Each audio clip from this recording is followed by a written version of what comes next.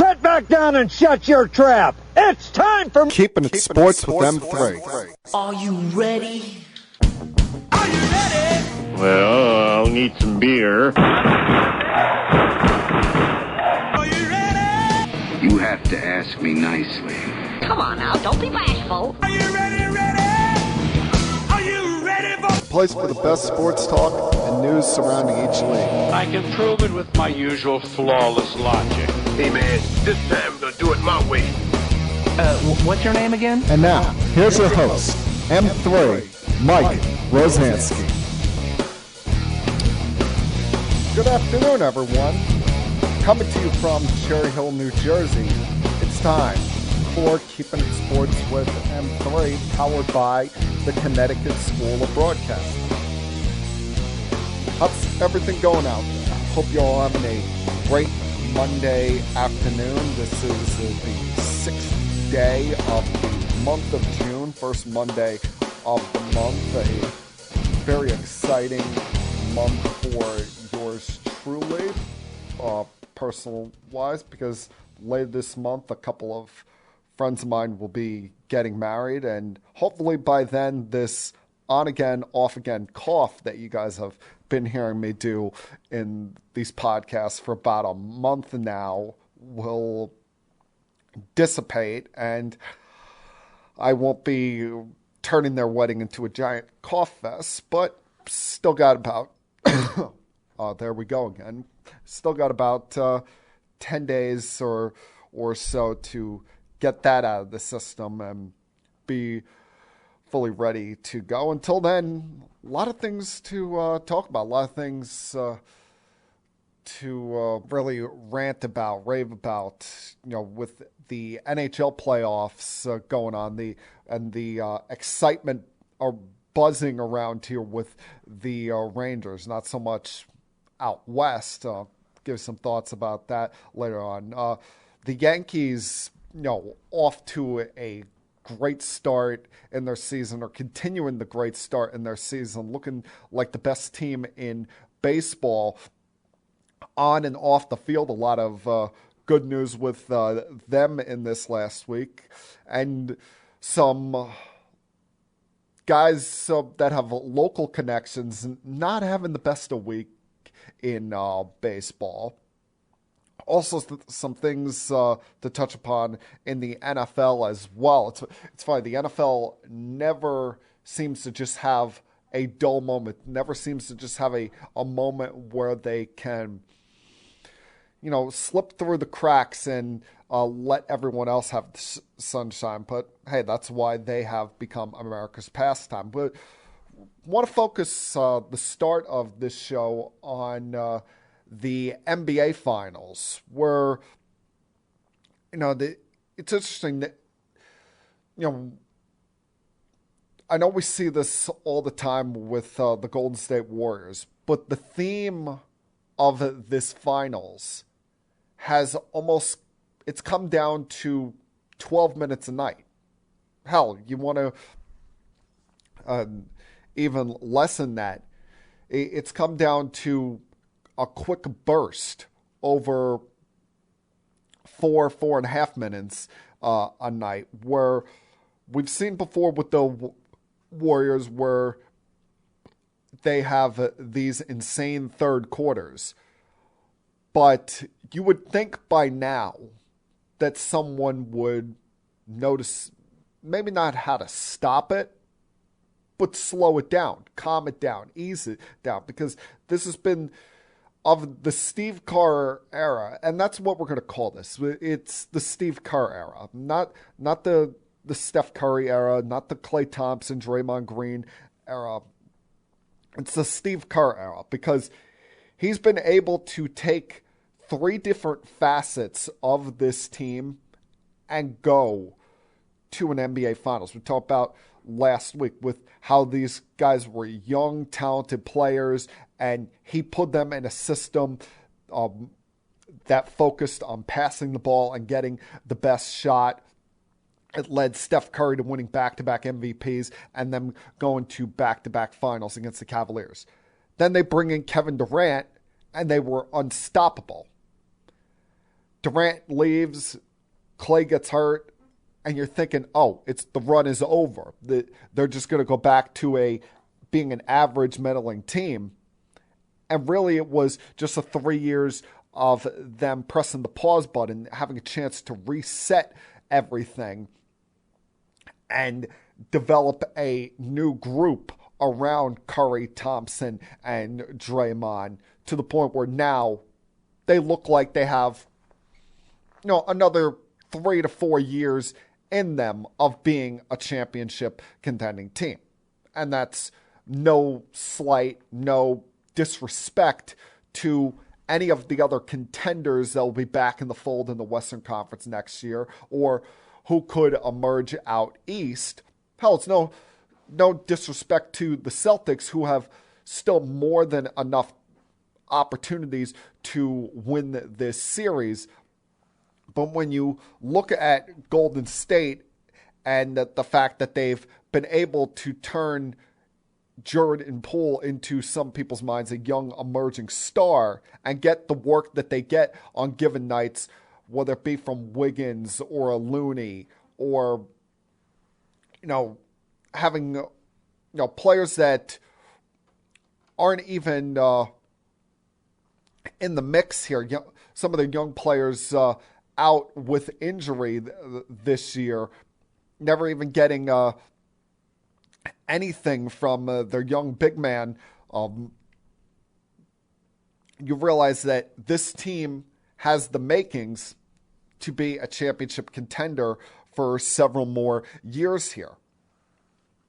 And last night, while if they would have lost last night, it wouldn't have ended the series, because they've seen it before, that going up or down 2-0 in an NBA Finals doesn't assure anything. They fell victim of that back in 2016. It would have been a treacherous road to overcome if the Warriors had gone down 0-2 with the first 2 games being at their building and the series shifting to Boston starting on Wednesday night, especially with how, I don't know if you want to call it heartbreaking, because to me, heartbreaking is a last-second shot, or, blowing a big lead with about 2 minutes to go in a game. Thursday night was more of a what the hell just happened, because they seemingly had the game in control going into the fourth quarter. You had your normal Warriors blitz in the third quarter where they outscored the Celtics by 14, took a 12-point lead heading into the fourth, and you're thinking, oh, here we go. The Warriors are going to lock up game one. People are even beginning to discuss, how did the Celtics bounce back from this?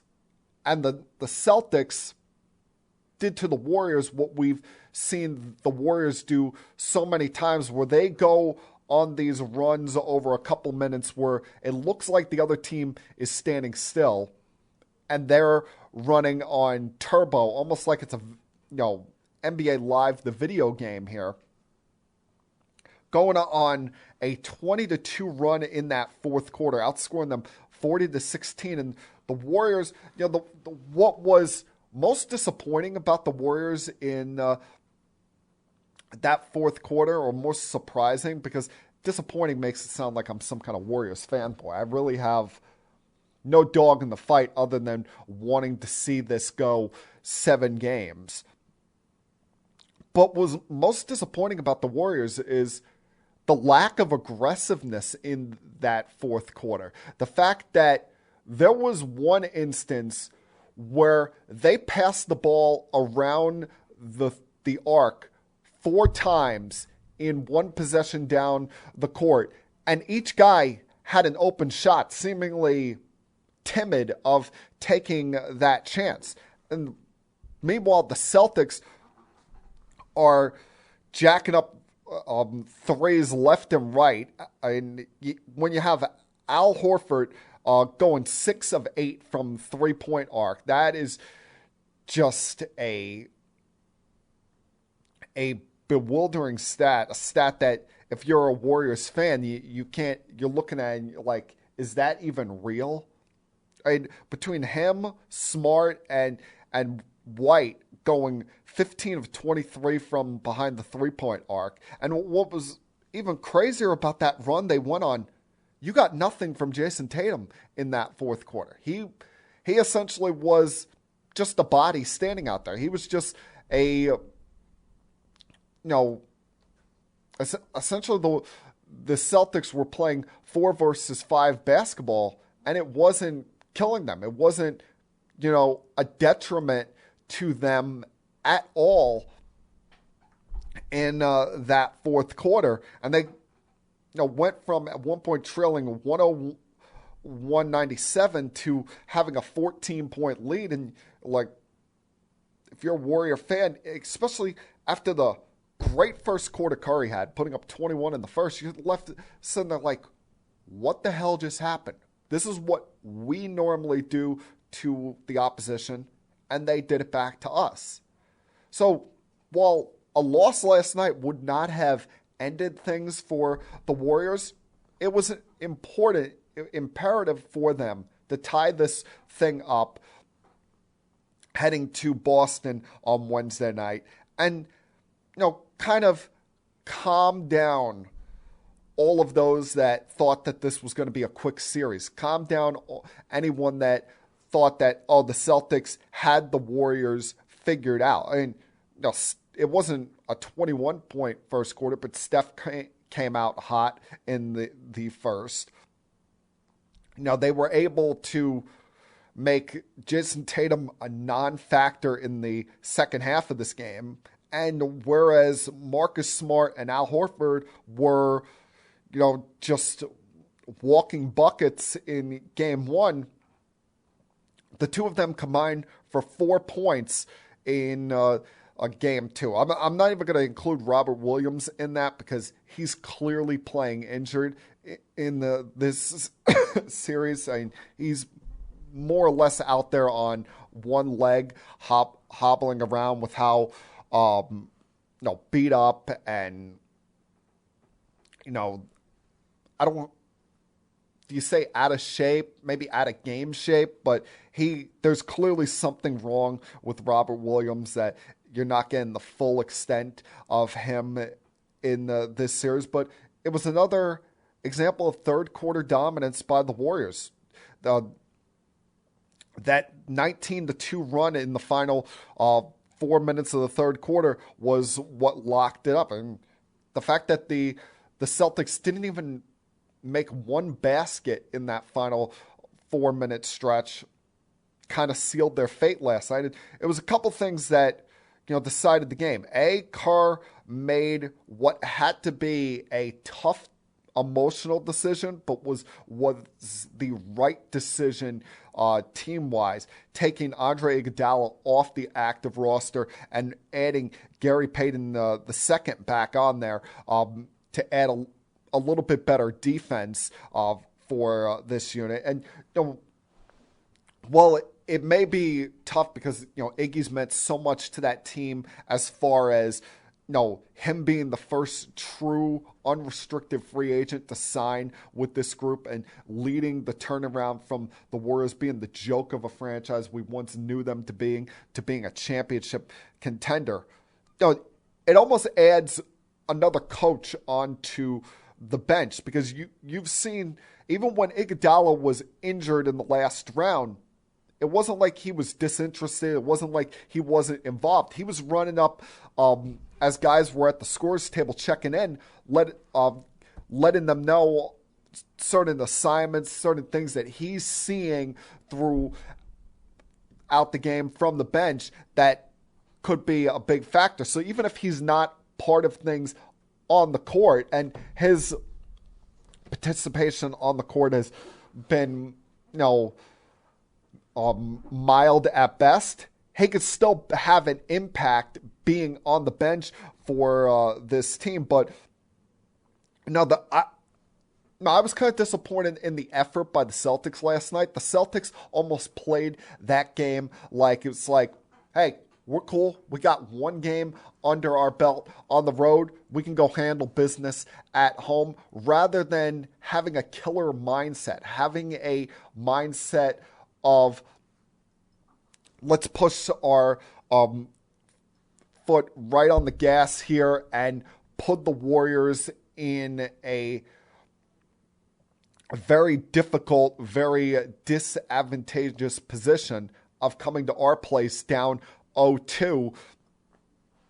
Figured, after the big performance they had in the fourth quarter of game one, they would have just came out with a more lockdown mindset than they did, but they seemed disinterested at times, were careless and lazy with the basketball at times. They were outscored by 18 on points off of turnovers, and they let Draymond Green get in their head.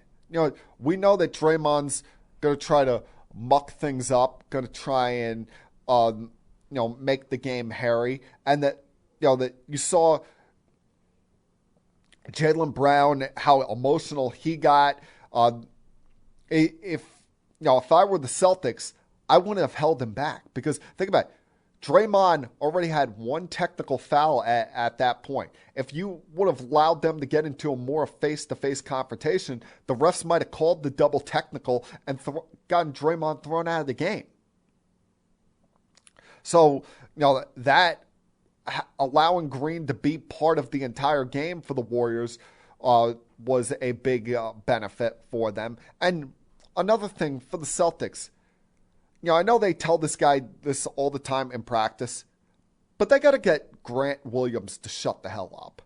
All right, you're Grant Williams. You have not been around long enough. You're not good enough to be getting in jawing contests with the referees, looking at them, staring them down after every play. And then, let's face it, as we know, Draymond Green, for as much of a fan of him as I am, I'll admit it, he's a pain in the ass. He's one of the more unlikable players in the league, unless you're a Golden State Warriors fan. But that first incident with him and Grant Williams was more so instigated by Grant Williams. And Grant Williams is quickly becoming one of these guys that if I'm an official, I'm going up to him right when he's checking into a game or right before the game, and I'm telling him, I'm not putting up with your BS tonight, all right? You're not a star. You're not a big-time player. You start any crap, the second I hear a word from you directed at me, I'm calling it a T. And that's just the mindset I've always had. There are certain guys that, they know how to talk to officials. They know how to work the game. Grant Williams is not there yet. So Ime Udoka, the rest of that coaching staff, hell, Tatum, Brown, somebody has to talk to Grant Williams and tell him to knock the crap off. Because in the long run, it's just going to hurt the Celtics if he keeps getting in these confrontations with Draymond Green or instigating this nonsense, because it's just going to give the Warriors more motivation and get them more fired up rather than be a morale boost for the Boston Celtics. And the only thing not to like with this series so far, besides the swings at the end of the third quarter into the fourth quarter here, you're seeing where it just seems one team is completely taking over the game. We haven't gotten that 48 minutes of back and forth classic that I think we'll get at some point in this series. It just hasn't happened yet. Is the time we have in between games here. And the fact that we now have to wait till Wednesday for game 3, but then it's a quick turnaround Friday night for game 4 before another 2-day turnaround for game 5. And I guess we kind of got spoiled there having games every other night, but at least so far it hasn't been one team just absolutely dominating the series. All right, going to take my first break here, but as I said before, I got a lot to talk about today. Give you some thoughts on the NHL playoffs. Got some baseball to talk about, as well as some NFL stuff to mix in here. So plenty to get me through the next, about 45 minutes or so here. Glad you could join me this week. And as always at this time, please sit back, relax. Hell, put your feet up if you feel like doing so. And continue keeping it sports with M3. I'll be back.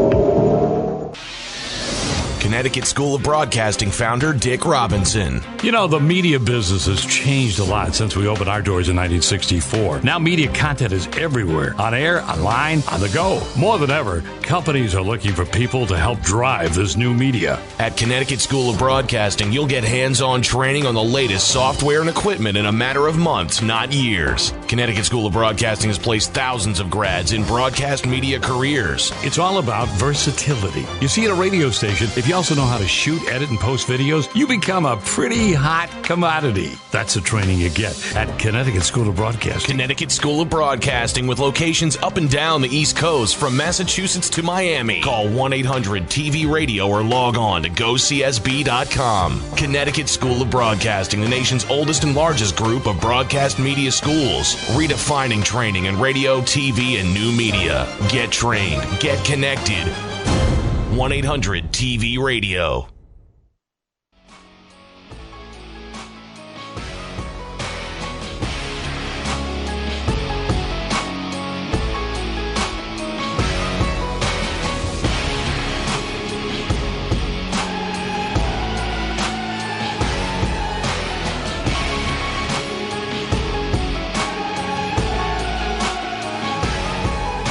Welcome back to Keeping It Sports with M3. You know, as I said, even with the NBA Finals, you know, the space between these games that you seemingly have 2 days to stop and wait in between games, at least we still also have the NHL playoffs going on. At least there's the fascination of what's going on there. And even with my team, you know, not being in the postseason mix, even if the Rangers weren't still in this, I've been entertained. I've been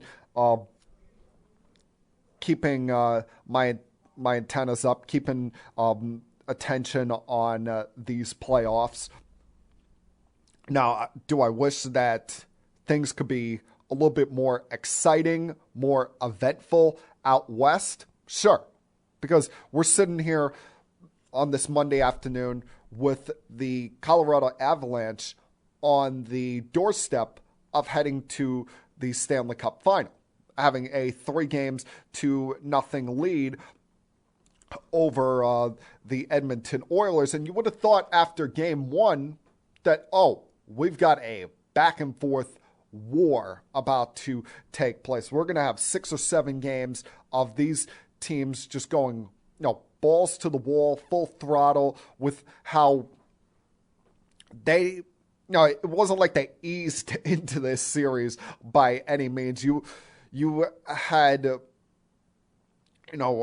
slugfest breakout in this game with how goals were scored early and often, even chasing poor Mike Smith from the game midway through the second period. And listen, I don't want to make this entire thing a crap fest on Mike Smith, because yes, he has not played very well in this series and is one of the big reasons why the Oilers are just 60 minutes away from their season being ended. But I don't know what you could have expected. I think you've squeezed as much juice out of that orange as you possibly could, because out of these 4 teams, the Oilers were the one that does not have a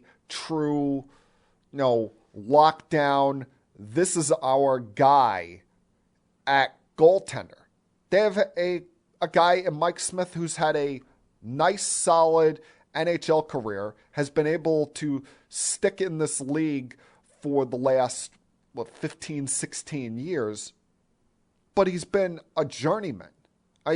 You look at it, you look at how his career has gone.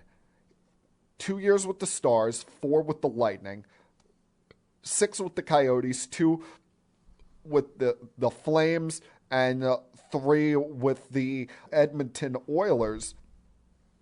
He's a guy that has really very much jumped around this league. And, his most success came with the Coyotes, and that's where he had his most playing time. In the 2011-2012 season, he started 67 games, and then in back-to-back years, 2013-2014 and 2014-2015, he started 61 games. But other than that, he's been mostly in a goalie by committee or a backup goaltender situation. Like I said, he's been good enough to stick in this league, but he's not someone you look at and say, oh, that's a guy we can win a Stanley Cup with. That's a guy that can be a goaltender for a championship level winning team. It hasn't been completely his fault, because you look at it, the Avalanche are getting at least 10 shots more per game than are the Oilers. And all the talk coming into this was, the NHL could possibly get their dream with the stars of the likes of McDavid and Draisaitl and company getting to a Stanley Cup Final. The new emerging stars, while Crosby and Ovechkin, they're starting to get up there in years. They're still good players, but these are the guys that we expect to be the faces of this sport for the next decade plus. Well, Nathan McKinnon, he's outperformed both of them. He's looking at sitting there on the other side, raising his hand, saying, "Hi, I'm here. I exist. Why don't you show me some of the same love that you're showing the boys up in Canada there?" I was one of the top goal scorers in this sport this season for a reason. And him, along with the play of Pavel Francouz, is the main reason, and I hope I got that goaltender's last name right. I've been working all night trying to pronounce it. The two of them, along with others, are the main reason why the Avalanche are 60 minutes away from the Cup Final. Now, it's going to help them big time tonight. The fact that Evander Kane, who's arguably been the best player on the Oilers this postseason, is going to be out after that boarding hit against Nazem Kadri in Game 3. Pretty much a cheap shot.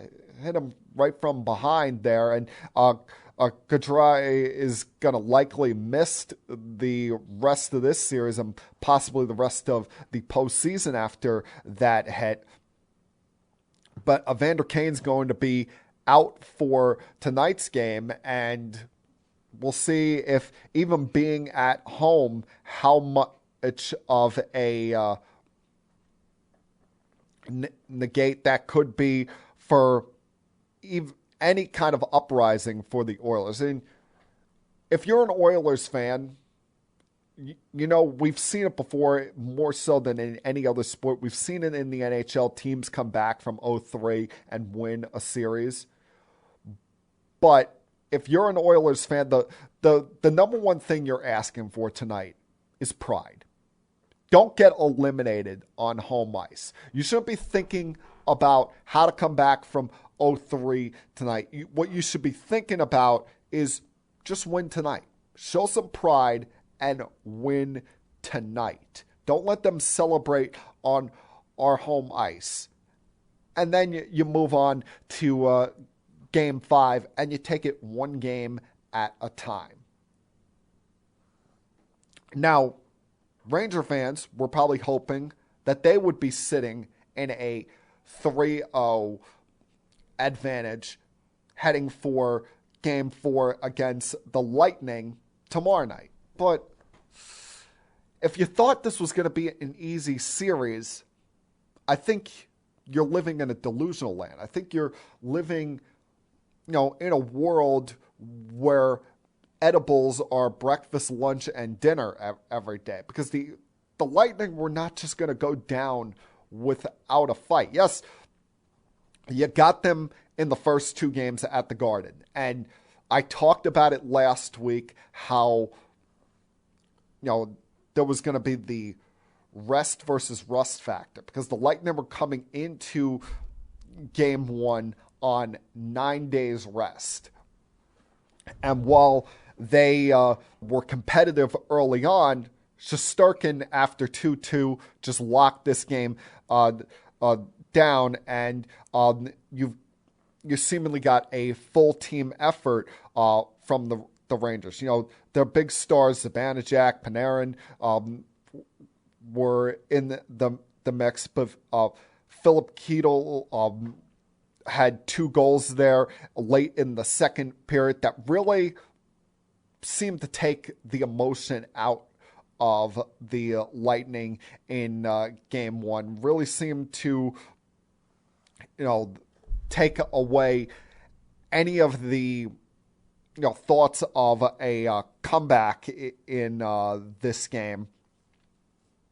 That and the fact that the Lightning were horrible on the power play all night. Now, they put up a better fight, finally getting back into game speed, finally getting back in the mix of things in Game 2. But still, Shesterkin has been the biggest star for the Rangers. I know, Zibanejad has scored in both these games.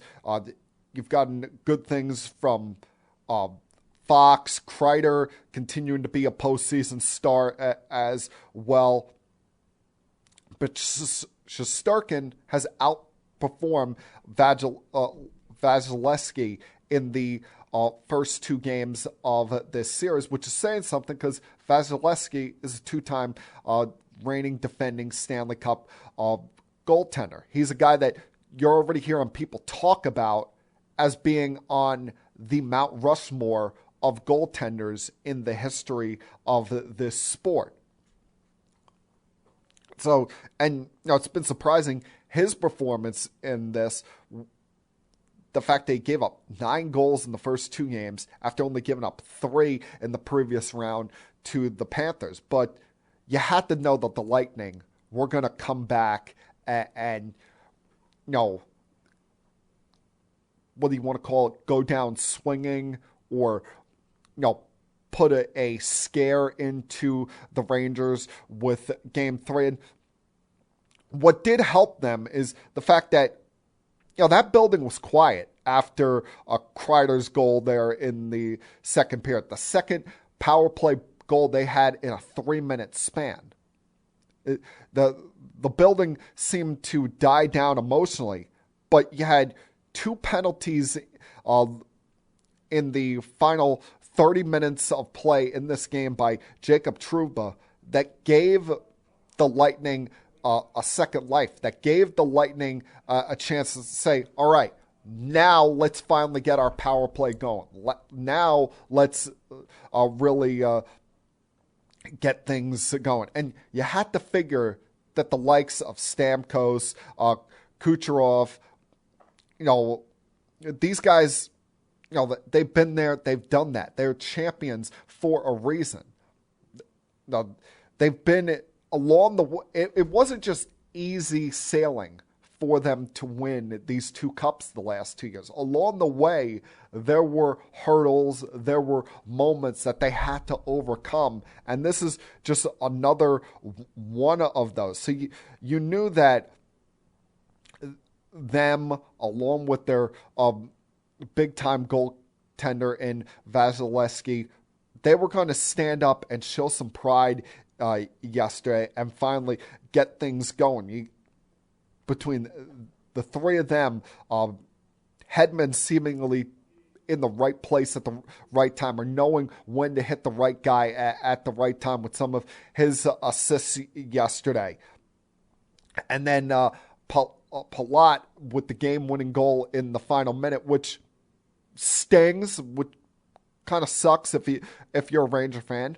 But hey, you still have a 2-1 lead. You have game 4 coming up tomorrow night, a little extra time to rest with yesterday being an afternoon game, and still an opportunity to win this game and take a commanding 3-1 lead heading back to the Garden for Game 5 on Thursday night.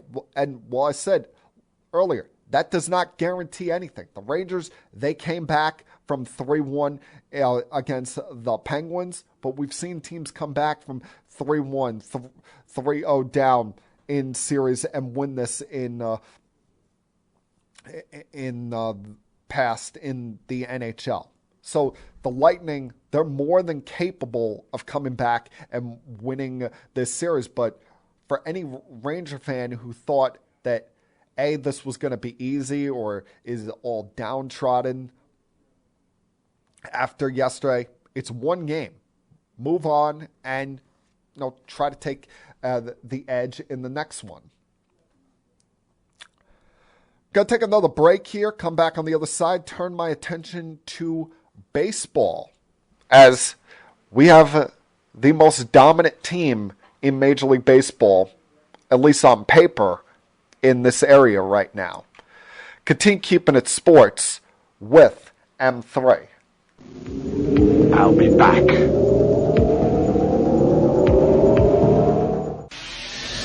Connecticut School of Broadcasting founder Dick Robinson. You know, the media business has changed a lot since we opened our doors in 1964. Now media content is everywhere. On air, online, on the go. More than ever, companies are looking for people to help drive this new media. At Connecticut School of Broadcasting, you'll get hands-on training on the latest software and equipment in a matter of months, not years. Connecticut School of Broadcasting has placed thousands of grads in broadcast media careers. It's all about versatility. You see, at a radio station, if you also know how to shoot, edit, and post videos, you become a pretty hot commodity. That's the training you get at Connecticut School of Broadcasting. Connecticut School of Broadcasting, with locations up and down the East Coast from Massachusetts to Miami. Call 1-800-TV-RADIO or log on to GoCSB.com. Connecticut School of Broadcasting, the nation's oldest and largest group of broadcast media schools, redefining training in radio, TV, and new media. Get trained. Get connected. 1-800-TV-RADIO.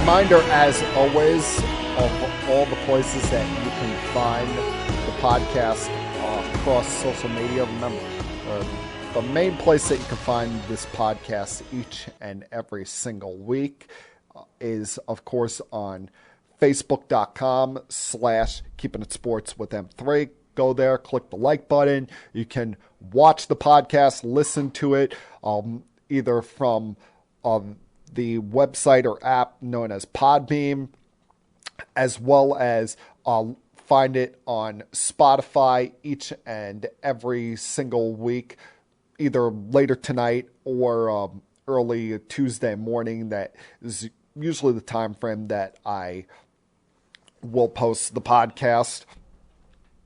Also find on Twitter, my personal Twitter account is at M3Rosansky, as well as the account for the podcast is at Keeping It Sports. And on Instagram, find me on the name M3 for Life, and on Keeping It Sports with M3. That's keeping_it_with_sports. Let me start that again. Keeping_it_sports_with_M3. That's where you can find both links on Instagram. I want to give someone a lot of credit because there was a person that could have taken the wrong route in a uncomfortable situation last week. Now, last week during a Minnesota Twins game, as teams will so often do, midway through the game, they'll either show highlights or show news that's going on around the sport. So on Thursday afternoon, the Minnesota Twins showed highlights of the Yankees afternoon portion of their day-night doubleheader with the Anaheim Angels. And in that game, you had another wonderful performance by Nestor Cortez, who continues to lead the American League in ERA. Just been one of the best individual stories in this sport this season. And Minnesota Twins had on the broadcast with them as a guest former Minnesota Twin and soon-to-be a Baseball Hall of Famer, the great Jim Kaat. And Jim Kaat made a comment about Nestor Cortez that it was meant to be playful, but did not come out correctly. He talked about how much he loved Cortez as a pitcher and decided to give him the nickname of Nestor the Molester. And when I read that, I'm like, ooh, Jim, no, don't, no. I hope, that didn't make air, but unfortunately it did. And that there were, a lot of people like, how is Cortez going to react to this? Like, Jim Kaat later in that game, once he got talked to by someone, came on the broadcast and apologized. And while it's not to the level of, Tom Brenneman a couple of years ago using a insensitive stereotype or a homophobic stereotype, it's not something that A, should be said, or B, even worse, said on television. And, Jim Kaat said, apologize on the air, said that he would apologize in person or send a phone call to Cortez. And it was either later in that day or on Friday where Nestor Cortez posted on Twitter, hey, we're good. I talked to Jim Kaat. No one make a big deal of this. Things happen. I'm not going to make a big deal. Let's move on. Rather than cancel him, let's prop him up and use this as a teaching moment. Because remember, a couple weeks ago, the same thing happened with Nestor Cortez, where his tweets from his teen years became public knowledge when some ass clown was trying to ruin his life and humiliate him based on tweets that he put out there 10 years ago. So Cortez realizes that people can make mistakes, realizes that that people will sometimes speak out of turn on things, and rather than make an entire situation of this, he took the right route in my opinion, and it can be a dead topic now, but wanted to give Cortez some credit and a shout out there for handling things the absolute right way, because he could have held a grudge. I know I may or may not have held a grudge, but he definitely handled things the right way, especially when it comes to someone who's always been known as a gentleman like Jim Cott. I thought that was very big of Cortez, how he handled that entire situation. And Cortez has been as big a reason why this Yankee team is right now the best team in baseball. You look at best record in the sport, best record at home in the sport. They have been utterly dominant, and it starts with their starting pitching, which I don't know if you could have said that coming into this season. If you would have said that coming into the year, that the first third of the season, the Yankees' biggest strength would have been their starting pitching, you would have needed to be drug tested. The fact that we sit here on June 6th and the Yankees have the best rotation ERA in baseball is phenomenal. And just in this last week, you look at what the Yankees starting rotation did. 5-0, the only game that they did not get credited for the win was yesterday, but still pulled off a W. 5-0 in 42 and a third innings. They've given up 5 hits, 4 runs, struck out 40 batters, only walked 5 batters, and allowed only 1 home run. And in the midst of that, you had Jamison Taillon and Garrett Cole on back-to-back days take perfect games into the 7th inning before giving up a hit, including Taillon, who was perfect heading into the 8th inning. And at one point, it had the feel of something magical, of something historic happening there. But, this Yankee rotation, 1 through 5, is, handling their business. And I think a lot of it, the credit has to go to the fact that they are playing so much better defense than they were last year. You've seen upgrades at third base, with Donaldson over Urshela, even though Urshela was viewed as a good third baseman. Donaldson has added a little something extra with his arm at third base. The clear upgrade up the middle with getting Gleyber Torres and the rest of the curmudgeons that were playing shortstop last year. While Connor Falefa is not flashy, he gets the job done. He's been making the plays that you need him to make there at shortstop, and Gleyber looks so much more comfortable over at second base. Plus, having a full season of Anthony Rizzo at first base has done wonders. That's why they have the second best fielding percentage in the sport, why they've had the second least amount of errors in baseball at only 19. Hell, they probably had 19 errors in the first month of the season last year. That's how dismal in certain spots they were defensively. So,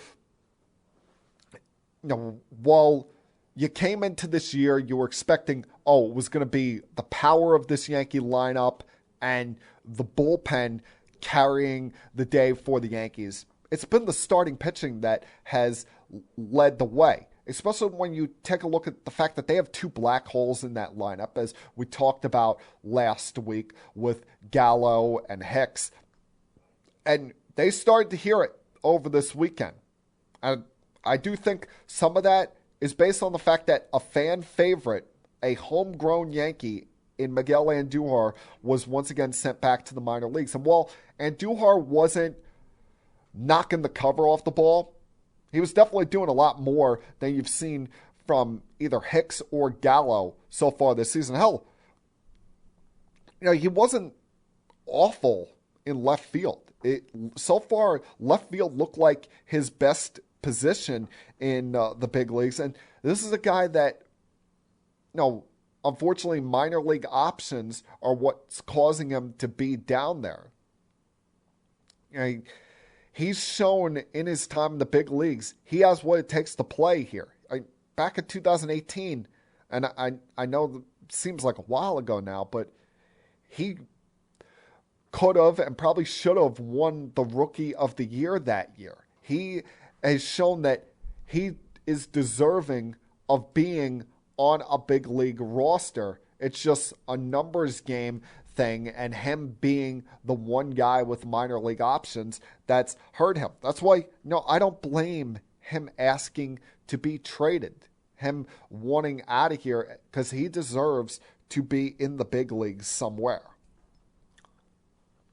Now, elsewhere, there were a couple things as far as local flavor over the last couple days. One, with the Philadelphia Phillies firing their manager, Joe Girardi. Joe Girardi, who I'm a big fan of, who I'm a big believer of as a manager. And not just because he won the World Series with the Yankees in 2009, but as great as that was, I still to this day believe his most impressive managerial jobs for the Yankees were the 2013 and 2014 New York Yankees.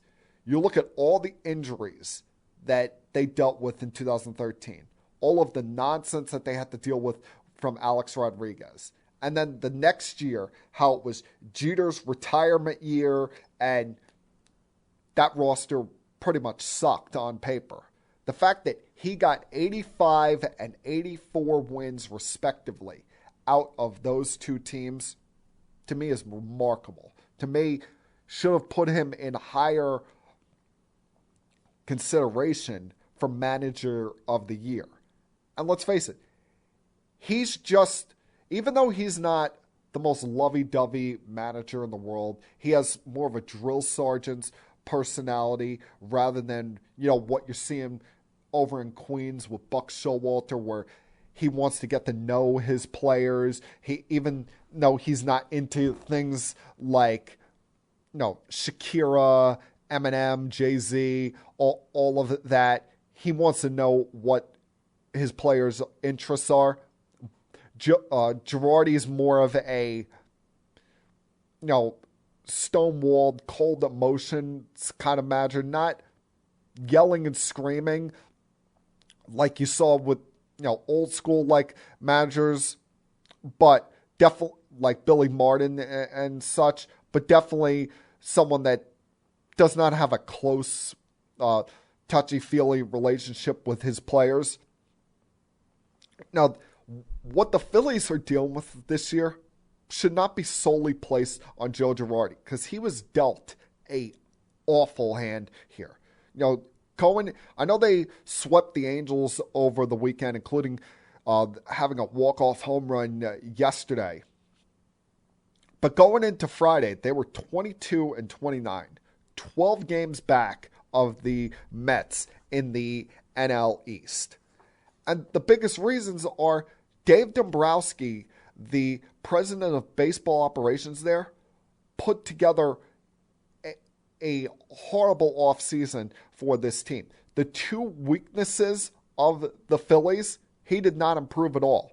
Whether it be their bullpen, which he spent a combined $22 million on the likes of Corey Knebel, Brad Hand, and Jeurys Familia. And quite frankly, they have not done the job. I mean, Knebel got bailed out yesterday, but he blew another save chance yesterday. Brad Hand's been walking the ballpark in most of his opportunities, and Jeurys Familia has been, Jeurys Familia for the most part. They did not fix what's been a problem with the Phillies for the last couple of years. Even Joe Girardi, as much of a wizard as he is with managing bullpens, was not able to solve that. And they have one of the worst defensive lineups in the sport. And part of that is brought on with the fact that Bryce Harper is dealing with this tear in his elbow that is allowing him to be a DH, but preventing him from playing the outfield. So now you have, in your corner outfields, you have Kyle Schwarber in left field and Nick Castellanos in right field. Two guys, neither one of them is viewed as even a league average defensive player out there. I mean, Kyle Schwarber, I saw him run head-on into Odubel Herrera on a play last week when they were playing the Mets. Kyle Schwarber, the best thing that you could say about him is that he can hit the ball a country mile. He should not be seeing the field. He should be the Phillies' designated hitter. But because of the injury to Harper, the only way to get them all in the lineup together is by having him play left field. And they clearly don't want to take Rhys Hoskins off of first base and push him into the outfield, because that was kind of a disaster a couple of years ago when they initially tried that. So Dombrowski is just using Girardi as the fall guy here. Eventually, it's all going to come back to bite Dombrowski, because he had, quite frankly, a horrible offseason. And their sweep this weekend coincided with a big issue that's going on with the West Coast team. And that's the Angels have completely fallen apart. The Angels have now lost 11 games in a row. And they're the fifth team in the last 25 years that had a 10-game losing streak after being at least 10 games over 500. Three of those previous four, missed the postseason. The only one being the 2017 Los Angeles Dodgers. But right now, you look at the Angels, they're a game under 500. Even with this losing streak, they'd be the third wild card in the American League, which says something about the bottom half of the American League, quite frankly.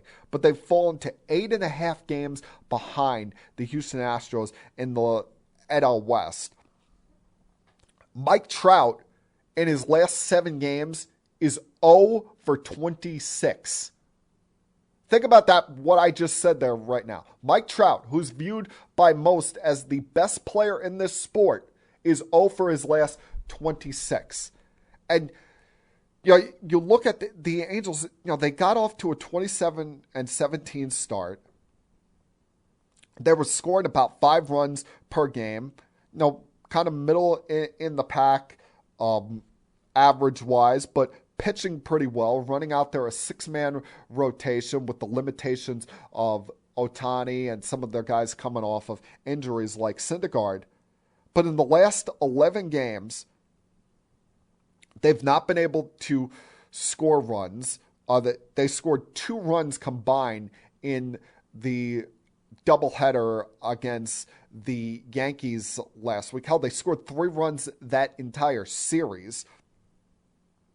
And their pitching staff has fallen apart. They have an ERA of just under 7 and a whip of 1.5 in their last 11 games. Between Ohtani getting beat up in his last couple starts, Noah Syndergaard not being very good, and on paper, that pitching staff as a whole, the woes of them finally coming to the surface. Plus, they're missing a big piece of that lineup with Anthony Rendon injured and being out until at least probably the end of this month.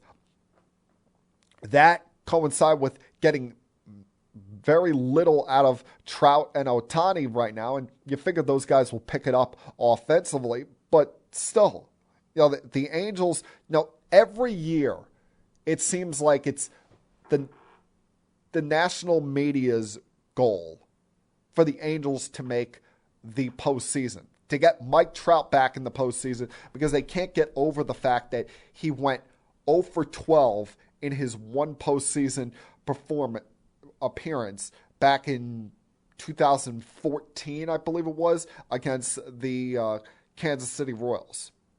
It's okay, people. We're not going to view Mike Trout any less if he doesn't get back to the postseason. Baseball's going to go on. Baseball's going to continue. The sport is having a great year, whether Trout and the Angels make the postseason or not. So this hysteria of oh my God, Mike Trout and the Angels, they've fallen apart. They're not going to make the playoffs. Everyone take a chill. Take a chill pill. You've got still great stories like the Yankees, the Dodgers, the Mets, who are showing they're the class of Major League Baseball right now. The Astros, still in the mix there as well with the resurgence of Justin Verlander, showing that even without Correa, that team is still a team to deal with in the American League. So things are going to be okay. We don't need Mike Trout and Ohtani to make the postseason for this season to count, for this season to matter. So the media by whole needs to take a chill pill on this whole thing and stop acting like it's what the Angels are going through is the absolute worst thing in the world. Got to take another break here, come back, close things out for this week in Keeping It Sports with M3. I'll be back.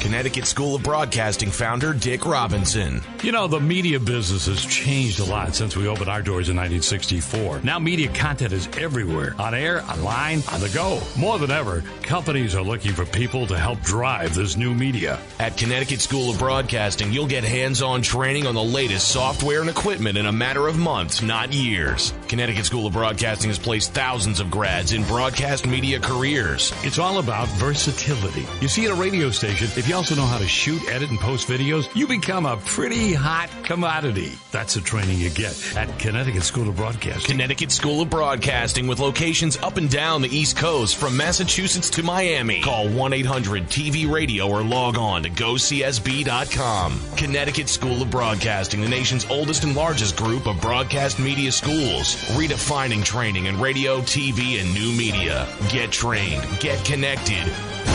1-800-TV-RADIO.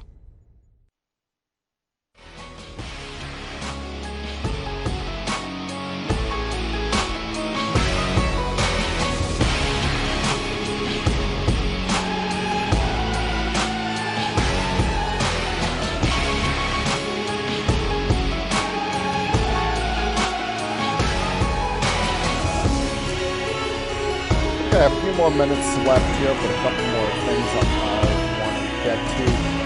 I haven't talked about them at all in this podcast, but shout out to the Mets on the weekend that they had.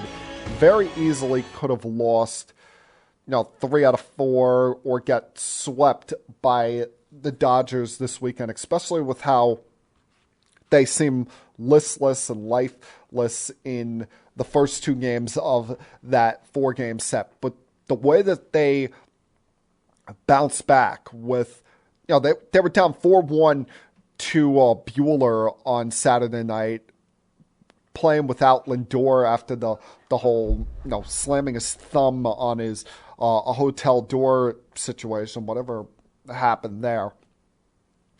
And this offense, came to life there after that. After giving up a 4 spot to the Dodgers, they took it to Buehler and chased him early in that game. You had a couple of home runs by Alonso. And, that used to be a game that the Mets would normally lose, but they found a way to win. And yet yesterday, they're down 2 runs heading into the 8th inning, put up a 4 spot there, and their bullpen, I was surprised they brought in Diaz for the 8th inning. It's been something that Buck has not typically done, using his closer in the 8th inning, but it was the top of the lineup. He wanted him to face them, thought that he could trust Seth Lugo, but Lugo gave it up there in the 9th inning that allowed this game to go to extra innings. But the Mets still, they didn't get down on themselves. They found a way to win this game. Got the big hit by J.D. Davis in extra innings to score Alonso. You get the save there by Medina in the bottom half of the inning, a young kid who essentially was the last man up, their last guy that they could really go to in that pen yesterday, and him to lock things down like that and not be fazed by the whole goofy, stupid runner on second base nonsense was a big win for the Mets. Sometimes, I talked about it, what was it, last week, the week before, how I was disappointed with the Yankees splitting in Tampa. Well, splits can be very different things. After the first two games, it very easily could have been a sweep or the Mets losing 3 out of 4. But they found a way to win those two games and made you feel a little bit different about this road trip, made you feel a little bit different about this team coming out of this weekend. Now, last week, Aaron Donald appeared on the I Am Athlete podcast with Brandon Marshall, Adam Pac-Man Jones. I think also Chad Ochocinco's on that every once in a while. But those are the main crew part of that. And Aaron Donald was on there talking about his future in the sport, which we have all assumed it's a lock that Aaron Donald's going to play next year. The Rams have almost talked about it like it's a lock that Aaron Donald's going to play the 2022 season. Well, you read and hear his comments from this. I wouldn't put it down as a lock. I wouldn't put it down as a sure thing that we're going to see the best defensive player of the last decade back in the NFL this coming year. Especially when he talks about, he said he doesn't need to play football to be fine. He said, quote, "I was blessed to play this game, to make the money I made. The accomplishments I made in 8 years is like, I'm complete. If I can win another one, that's great. If not, I'm at peace."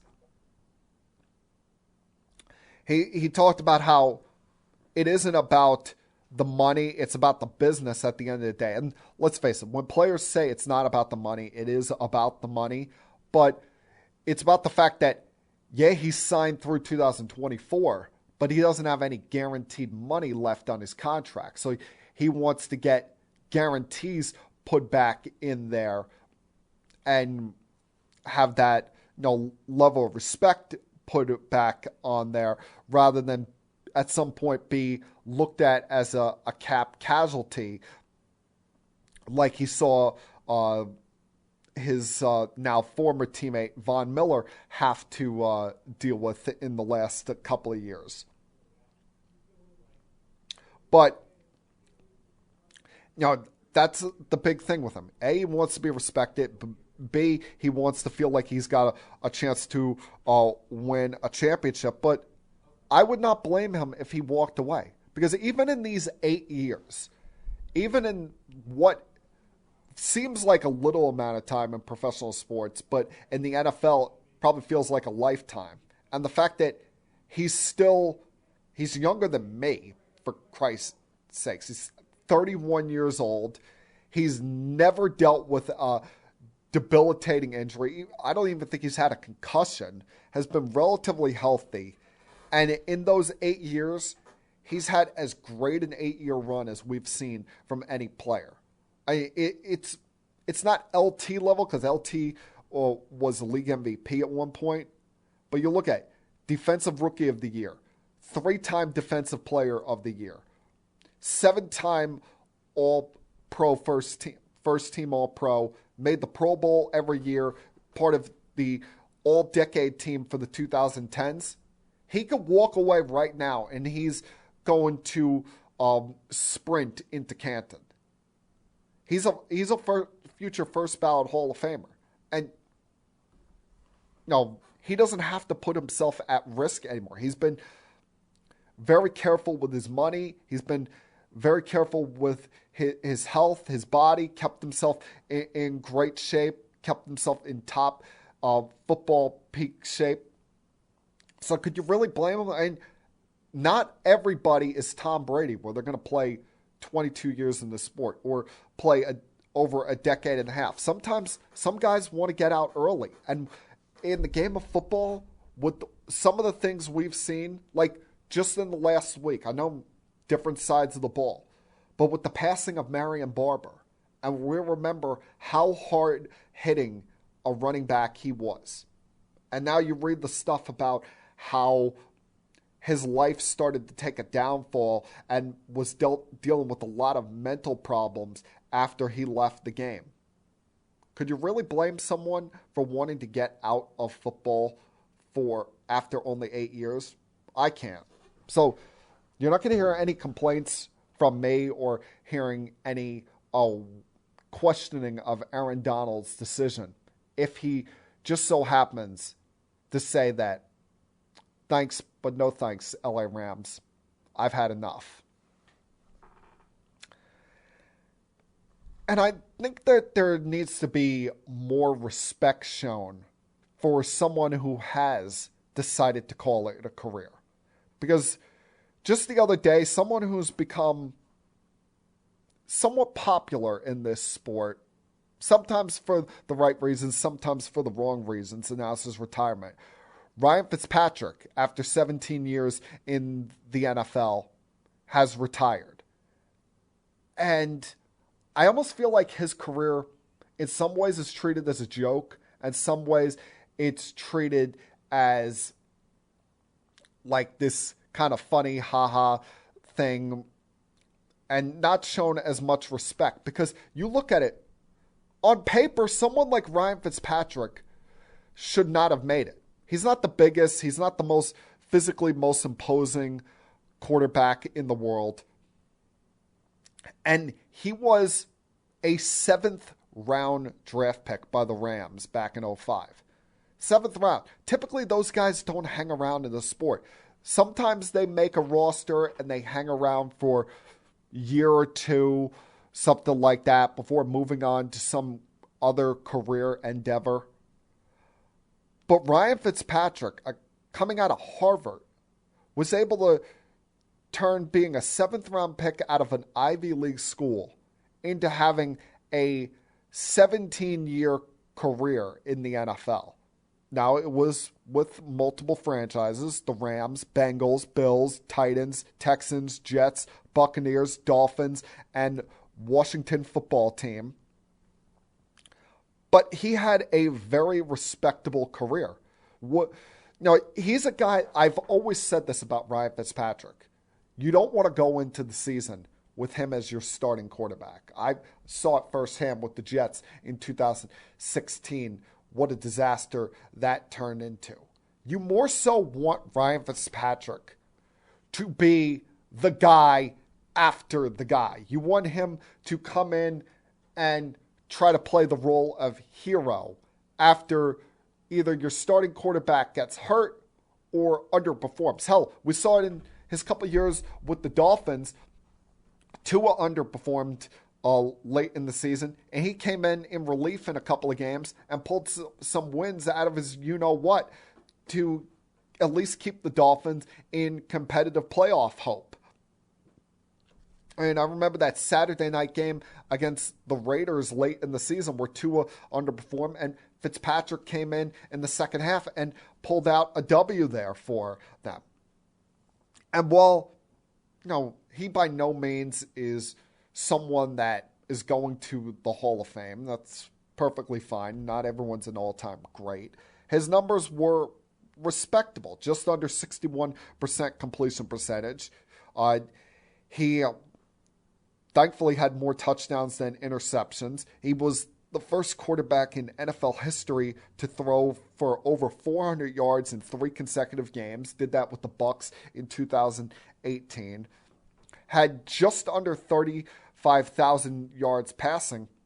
He had a very respectable NFL career. And rather than, people want to bring up, low lights or want to make fun of his beard, respect the fact that a 7th round draft pick was able to turn his career into such a long, lengthy one as he did there. You know, he came one quarter away from having a special place in Jets fans' hearts. If they would have won that final game in 2015, I still to this day have nightmares about that game. You know, he would be remembered upon more favorably from Jet fans. And, you know, maybe that's because we've been hoping and praying for a franchise quarterback for a long time. That's why I've been saying all off season that everyone needs to just calm down and chill with their expectations on the New York Jets. It's going to come down to Zach Wilson and him proving that he's the guy. And, you know, some of the articles I saw over the weekend, people, you know, criticizing Zach, saying that, oh, he's struggling in OTAs, making such a big deal of that, wanting clickbait. Like, to me, that's ridiculous. But I just want the Jets to go into this year as under the radar as possible. I'm sick and tired of turning on the TV and seeing the likes of Dan Orlowski saying that, oh, he could be like how Patrick Mahomes was in this second year, which Dan forgets. Patrick Mahomes sat for most of his rookie year outside of week 17, while Zach played for most of his rookie year and had to deal with the true grind of a rookie quarterback and had less talent around him than Patrick Mahomes did and currently does. Yes, this Jet roster on paper has improved. I like the signings that they made, whether bringing in CJ Uzomah or adding Lincoln Tomlinson to that offensive line, and hopefully Mekhi Becton is healthy so that we can see that offensive line at full strength. There's no complaints so far about what they did in the draft. Drafting Sauce Gardner, Garrett Wilson, trading back into the first round and drafting Jermaine Johnson. But still, you got to see these guys play out on the field. But as much as I hope for it, as much as I want it, I just want to go in with a sense of calmness, sense of no expectations with the Jets, and hope to be surprised. Rather than everybody getting my hopes up and saying, oh, the Jets could be a 10-win team this year, the Jets could make the playoffs. The Jets have not earned the right to set expectations. The Jets have not earned the right for us as fans to be thinking playoffs or bust this year. So, as much as a diehard Jet fan as I am, I'm a season ticket holder as well.